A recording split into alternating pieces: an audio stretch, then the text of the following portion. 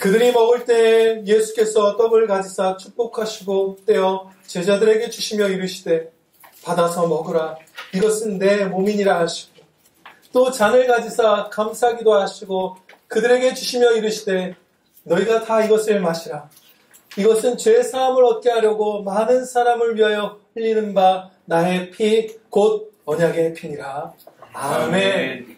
본문 말씀 마태복음 26장 26절로부터 28절 말씀, 그리스도께서 세우신 거룩한 예식 성찬이라는 제목으로 선포하도록 하겠습니다. 바른 성찬의 회복은 종교개혁 시기에 그 거룩한 성도분들의 가장 큰 소원이었어요. 가장 크게 그분들이 힘을 기울였던 부분 중에 하나가 바로 성찬을 거룩하게 성경대로 회복하는 것이었습니다. 성경에서 가르쳐주시는 그 성찬을 그대로 배우고 또 행하기 위해서 사단 마귀들의 세력과 로마 가톨릭의 핍박에도 불구하고 우리의 경건한 형제 자매님들, 우리의 선배님들이 무진 애를 썼던 거예요. 그렇게 했던 이유는 이 성찬이 주님의 십자가를 가장 높이 찬미하는 최고의 찬양이고 그 자체잖아요. 예배 가운데 십자가 그 살과 피를 높이는 최고의 가장 복된 찬양 중에 하나이고 또 아버지의 품에 안겨서 펼치는 최고의 잔치이기 때문이에요. 너무 행복한 것이고 너무나 거룩한 찬양이기 때문에 지극히 귀한 것이죠. 엄숙하면서 행복하고 성찬에서 이 떡은 주님의 십자가에서 찢기신 살을 상징합니다. 또 포도주는 주님께서 흘리신 피를 상징해요. 우리가 성찬식에 대해서 이제 여러 가지 신학적 견해가 있죠. 바른 것은 분명히 정해져 있어요. 지금 말씀드린 바 떡은 주님의 찢기신 살을 상징하고 포도주는 피를 상징하며 주님께서 성찬식에 그리스도의 영으로 임재하사 우리에게 은혜를 주시는 것이죠. 그리스도의 몸은 참 사람이신 주님의 육신은 하늘에 계시고 그리스도의 영께서 성령께서 우리와 함께 하시며 그 자리에 은혜를 주시는 것이죠.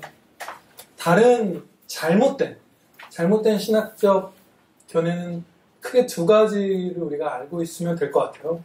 로마 카톨릭에서는 화채설이라고 하죠. 그 매번 행해지는 성찬 때마다 미사죠. 그분들의 그때마다 실제로 이 떡이 그리스도의 살로 변화되고 사제의 어떤 말이나 어떤 그런 과정 속에서 실제로 그리스도의 피가 된다는 것입니다. 그분들은 단 한 번으로 완전하게 구원을 이루신 주님의 그 십자가를 부족하다고 하며 매번 주님께서 실제적으로 희생제사가 치러지고 있다. 미사 가운데. 라면서 단번에 구원을 다 이루신 그리스도의 십자가를 매 주일마다 모욕하고 있어요.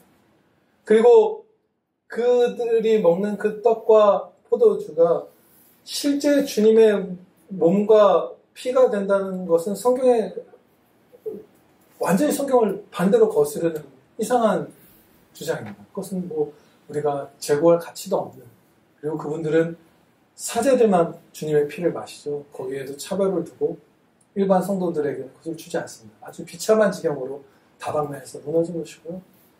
그리고 루터파 우리의 가까운 형제님들, 그분들 같은 경우는 공제설이라고 해서 우리가 성찬식 때 먹는 떡 그 위에, 그 아래, 그 곁에 주님의 몸이 편재하심으로 인해서 그 육신이 실제로 임재하고 있다, 이런 식의 어떤 주장을 해요. 그런데 하나님으로서 신성을 따라서는 예수님께서 어디에나 거하시는 그 편재하심이 있지만 참 사람이신 인성을 따라서는 한 장소에만 계실 수 있습니다. 예수님은 사람과 같은 어떤 다른 존재가 아니라 진짜 하나님, 진짜 사람이시잖아요. 이 참 사람으로서는 여기에도 있고 저기에도 있는 그 동시에 있을 수 있는 게 불가능한 거예요. 하나님의 신성을 따라서는 가능하지만, 그래서 이 인성이 지구상에 있는 모든 교회가 성찬식을 할 때마다 그 자리에 편재하셔서 나타나신다는 그 루터파 형제님들의 주장은 조금 성경의 그 부분에 있어서 오류에 빠지신 것입니다.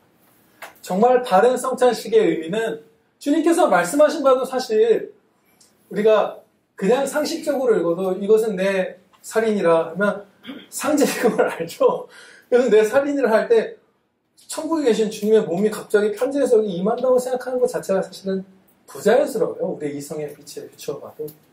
그리고 성경 전체의 가르침에 따라서 상징한다. 그것이 바른 해석이고 영적으로 주님께서 우리와 함께 하시면서 은혜를 주십니다. 찬양을 받아주시고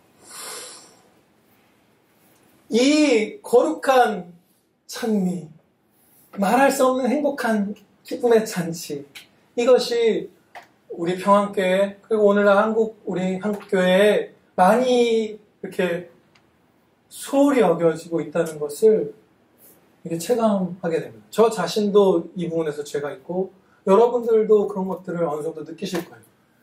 그리고 2014년에 이 우리의 현실을 이렇게 피부에 와닿게 하는 조사가 있었어요.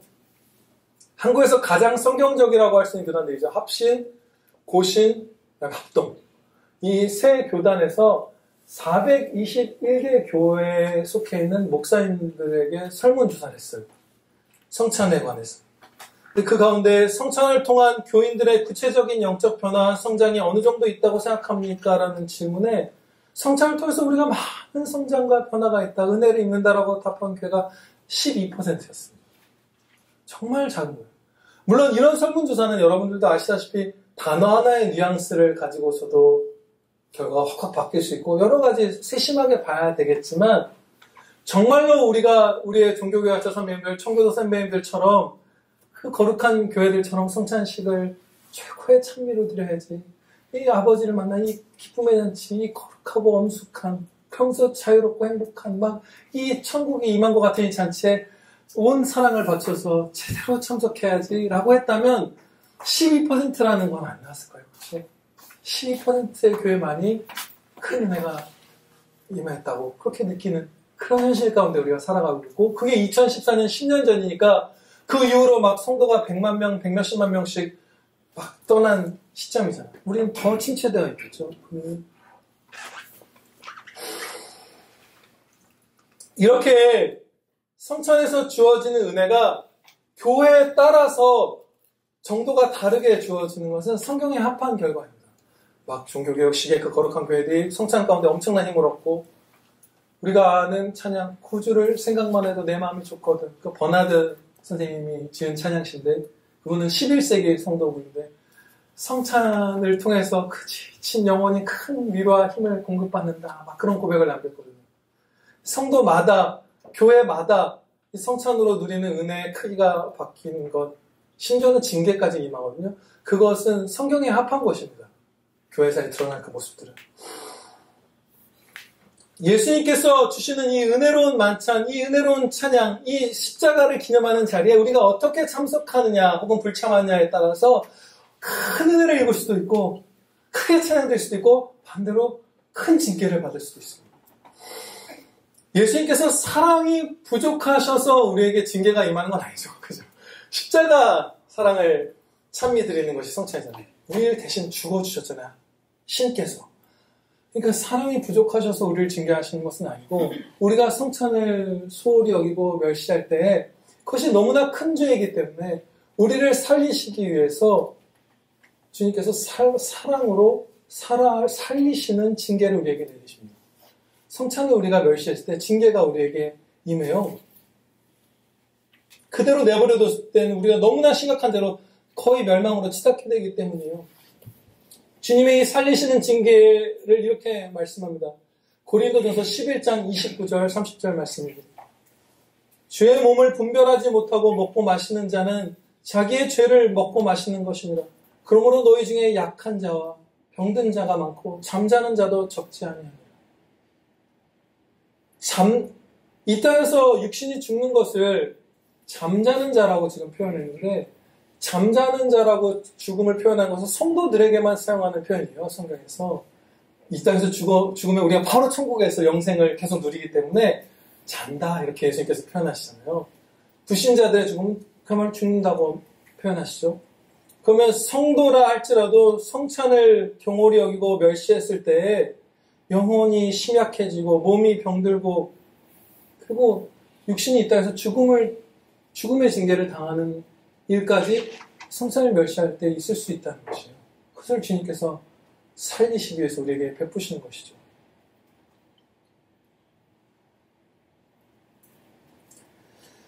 오늘날 우리 평안교회나 우리 한국교회 안에서 여러 방식으로 우리가 성찬을 소홀히 여깁니다. 일부러 성찬에 참여하지 않는 경우도 있죠. 저는 이 말씀, 이 고린도전서 말씀 여러 번 읽었지만 이번에 이 죄가 큰 걸 내가 자각하지 못했구나 깨닫고 회개했어요. 병원에 입원하는 정도가 아니면 성찬에 빠져서는 안 돼요. 일부러 성찬에 빠지는 것, 심지어 성찬은 10년 전, 20년 전, 30년 전에도 예를 들면 11월 셋째 주에 있고 부활주일에 있고 정해져 있죠. 근데 그날 세상 약속을 잡고 세상 일의 스케줄을 잡고 그거는 그냥 1월 1일부터 아니 10년 전부터 그날은 못한 걸 빼놔야 되는 거예요. 그리고 우리 교회가 성찬이 많아서 내가 그것을 빠지는 죄를 범하게 됐다라고 말할 수 없는 게 교회사에서 현재 한국교회는 성찬을 적게 드리는 편에 속합니다. 매달 드리는 교회, 매주 드리는 교회, 거룩한 교회들 많았고 저희도 이제 4회로 늘리게 되었죠. 이제 올해 지금부터.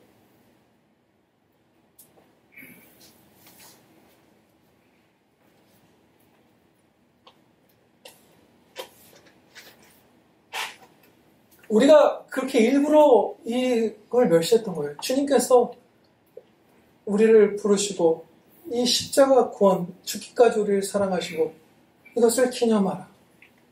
찬미하라. 은혜를 누리라 하셨는데 그것을 그냥 일부러 빠져버리는 만왕의 왕이 초대했는데 나를 위해서 죽어주신 만왕의 왕이 초대하는데 안 갈 건데요. 잘 건데요. 저는 그것에 대해서 여러분들에게 충분히 경고하지 않았던 죄가 있어요. 그것을 회개했고 우리에게 이런 죄가 있었습니다.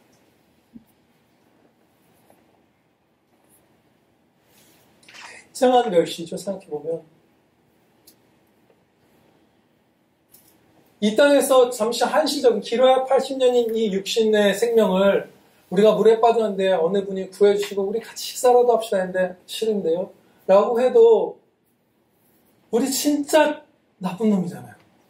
그런데 신께서 창조주께서 우리 대신 십자가에 달려 죽어주셨는데 자 이제 잔치하자. 그리고 너는 그것을 기념하라. 나를 찬양하는 그 가장 행복한 걸 누리라. 내 품에 안겨서 내가 주는 그 구원의 모든 은혜들을 많이 누려라.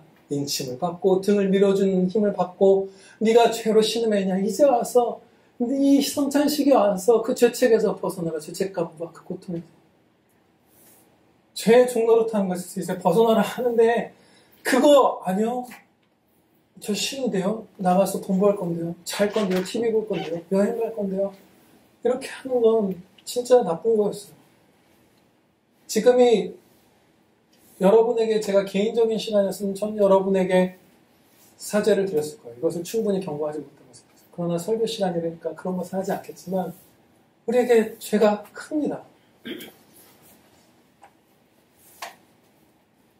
성찬에 참여한다 하여도 자신을 살피지 않고 죄를 회개치 않고 다 그렇게 불경한 상태로 참여해서 주님께 범죄할 수도 있습니다.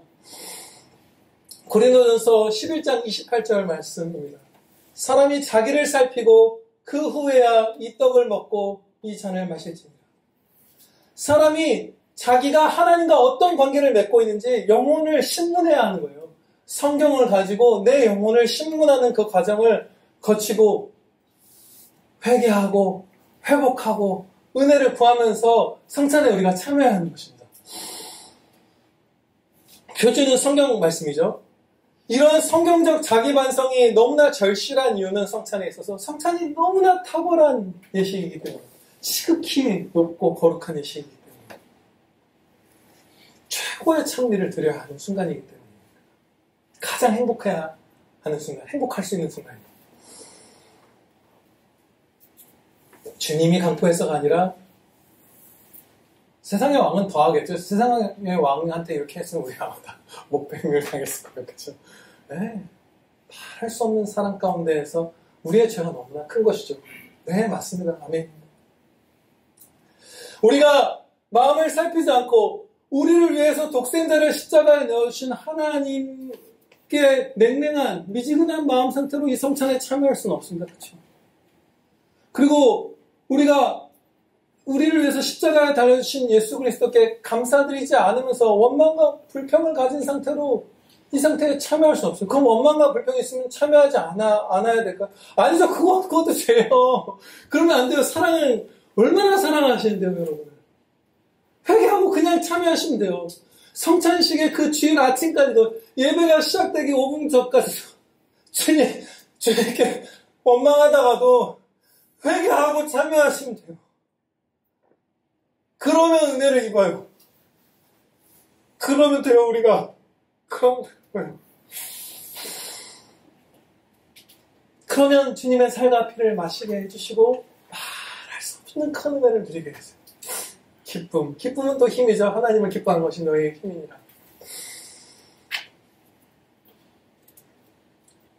우리가 또 점검해야 될 부분은 우리가 영적인 삶을 살지 않으면 하나님을 사랑하고 이웃을 사랑하는 찬양의 삶을 살지 않으면 이 성찬의 은혜의 공급이 그다지 별것 아닌 것으로 여겨질 수 있습니다. 진짜 거룩하게 살고 싶고 천국 백성답게 살고 싶은 사람은 이 성찬 때마다 확 밀어주신 힘을 받을 거예요. 그렇죠? 그런데 그냥 세상에서 적당히 착한 사람, 그냥 이 땅에서 무탈하게 사는 정도, 그거보다 나쁜 삶을 바라는 사람 아마 여기 아무도 안 계신 것 같아요. 근데 그 정도를 우리가 바란다면 이 성찬의 때에 정말 큰 은혜를 내가 입고 있구나라는 자각을 우리가 못할 거예요. 그렇죠? 그냥 세상적인 것에 관심이 많이 쏠려 있으면 별것 아닌 것처럼 여겨지는 것이죠, 성찬이. 그런 경험 한 번쯤이라도 다 있으실 것 같아요. 저도 있습니다.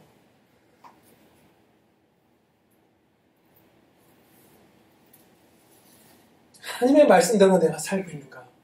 주님의 이름을 높이는 그 가장 복된 찬양의 삶을 살고 있는가? 그것을 점검하고 또 그걸 살기 시작하면 성찬 때에 확 그네 밀어주신 것처럼 날려주실 거예요, 우리를. 그리고 우리의 지식을 또한 점검해야 합니다.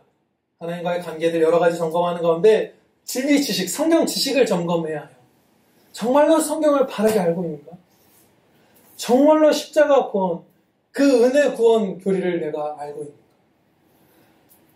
교회사 가운데 말할 수 없는 부흥들, 그 성도의 성화들, 그 찬미들, 그 지극히 높게 정말 가장 최고의 찬양을 드린 그때는 이 십자가 구원이 하나님의 전적인 은혜라는 이 진리 지식을 분명하게 깨달은 성도들, 그들에게서 그런 성찬의 은혜가 가장 크게 나타났습니다.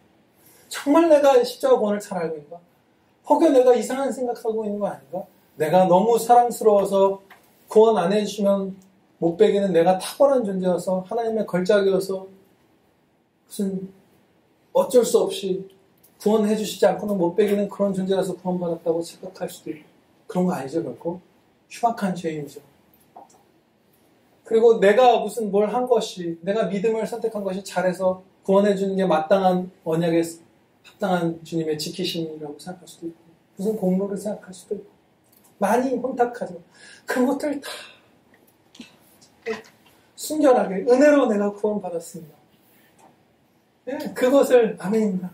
그런 진리 지식들 하나님의 말씀 가운데 또 우리가 얼마나 점검해야 될 것이 있나요? 감사합니다. 정말 내가 원래 받았어야 하는 것은 이 사망의 영원한 형벌인데 값없이 구원받았구나. 그럼 난 진짜 감사할 것뿐이구나. 네. 요즘에 그런 생각을 했어요. 예전에는 자녀가 뭐 아프거나 뭐 잘 안 되거나 그러면 막 하나님께 원망할 때 나보다 내가 내 아들을 사랑하는 것보다 하나님께서 이 아들을 더 사랑하십니다라는 생각까지 갔었어요. 그것도 맞죠? 진리죠? 그런데 요즘에는 내가 이 아들을 사랑하는 사랑도 하나님께서 내게 주신 거라는 것을 깨닫게 되겠죠? 우리가 진리식을 점검하고 점검할수록 우리의 교만이 낮아지고 주님의 십자가를 찬미하게 되는 그 일들을 정말 잘할 수 있게 되죠. 우리의 지식을 점검해야 되는데 그렇게 되면 우리가 아주 큰 뜨거움을 갖게 돼요. 먼저 그 전에 한 가지 살펴보고자 하는 건 잠언 19장 2절 말씀입니다. 지식 없는 소원은 선하지 못하느냐. 성경 말씀을, 이 교리를 바르게 알지 못하면 우리가 가진 그 소원들, 열정들은 선할 수가 없어요. 진짜 성경 말씀을 분명하게 알수록 그 때마다 더 구체적으로, 더 심도 있게, 더 거룩하게, 높게 선한 소원을 품고 살아갈 수 있는 거예요. 성경 말씀을 진짜 지식을 가질 때.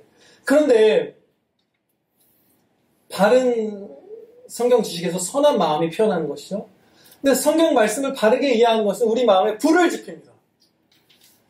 여기서 이해란 그냥 암기나 그냥 이성적 이해는 결코 아니에요. 진짜 믿고 진짜 말씀을 사랑하고 진짜 순종하려고 하면서 말씀을 이해하면 마음에 불이 붙어요. 네. 아니면 불은 안 붙습니다. 정말 신학서적을 줄줄 외워도 서늘한 말 우리 할 수 있어요. 그렇죠? 그렇지만 진짜 믿고 사랑하고 순종함으로 하나님의 말씀, 이 진리 지식을 배우면 영혼에 불이 붙어요. 열의가 생길 수밖에 없어요. 뛰어나갈 수밖에 없어요. 하나님의 영광을 일터로 가고 가정에서 가족들에게 사랑의 손을 펴고 그쵸? 전도하고 이런 걸 할 수밖에 없어요. 뜨거워질 수밖에 없어요. 저희가 서로 말하되 길에서 우리에게 말씀하시고 우리에게 성경을 풀어주실 때 우리 속에서 마음이 뜨겁지 아니하느냐. 마음이 뜨거워지는 반응이 진짜 말씀을 겸손히 듣는 자에게 무조건 일어나는 반응이에요. 성령께서 이 불을 붙여주세요. 사람들은 지난 세계의 위대한 설교자 로이드 존스 목사님을 불붙은 논리, 불타오르는 논리 그런 설교자다. 불타오르는 불붙은 논리의 설교자다 이렇게 불렀어요. 수식을 붙인 것이죠. 그런데 매우 논리적인 것과 매우 뜨거운 그 열정을 동시에 가졌다는 것인데 저는 처음에 이 말을 들었을 때는 되게 이례적이고 그게 그분이 어떤 특이한 이런 건 줄 알았는데 그게 아니라 네, 하나님의 말씀을 진짜 믿고 진짜 사랑하고 진짜 순종하려고 하면 다 불붙은 논리를 갖게 됩니다. 기도 드리겠습니다. 아버지 하나님, 저희가 이제 하나님을 경외함으로 사랑함으로 감사함으로 최고의 찬미를 드리겠다는 그 간절한 소원으로 성찬에 참여하게 하여 주시옵소서.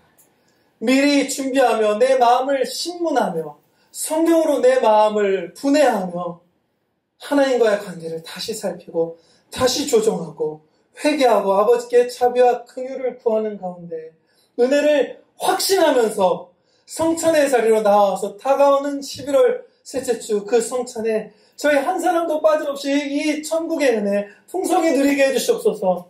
아버지 은혜 내려주시오며 아무도 빠지지 않고 다 참석할 수 있게 해주시고 저희의 이제까지의 모든 죄악들은 다 용서해 주시고 주여 은혜 내려주시옵소서. 우리 구주 예수 그리스도의 이름으로 기도하옵나이다. 아멘.